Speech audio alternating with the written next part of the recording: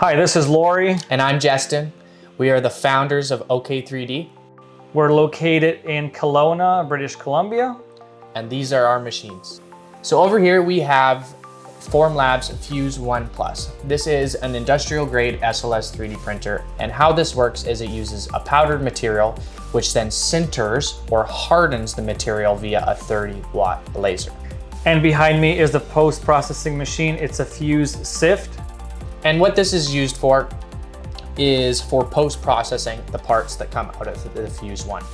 So what we're left with after printing is a bunch of sintered parts and a bunch of unsintered powder. And what this machine gives us the ability to do is extract the sintered parts from the unsintered material and then reuse that unsintered material, resulting in zero waste 3D printing. When it comes to precision with these machines, the Fuse 1 Plus can print features down to 0.3 millimeters with a repeatable accuracy of 0.05 millimeters. Okay, now let's talk about the benefits of additive manufacturing versus subtractive manufacturing, such as CNC machining. So traditionally with subtractive manufacturing or CNC machining, you are machining a part out of a block of material. This results in a lot of waste and time. With additive manufacturing, we're able to design parts from the ground up.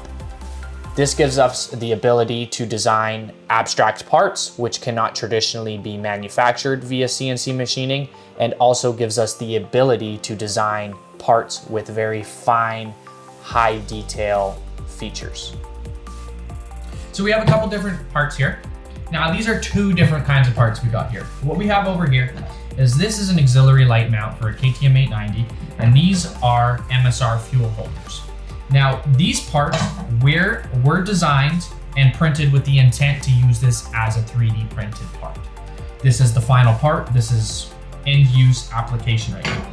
And so right here, this is a part of a pannier system we designed for our client, Outback Motor Tech. So what we did is we had to chop this in half just because the entire bar together would not fit in the printer. So what we did is we added features that mount them together, so that way now we can epoxy it and we can ship it off to have a welding jig built around this. So the difference between this male end and this female end is a 0.1 millimeter offset. So there is basically half of the thickness of a human hair gap on both sides of this male end. What that results in is a tight fitting part that doesn't move around. And we offer services for the following applications: rapid prototyping and low volume, high precision production. So thank you very much for watching. We're looking forward to hearing from you with your ideas and your 3D printing projects. Stay tuned for more.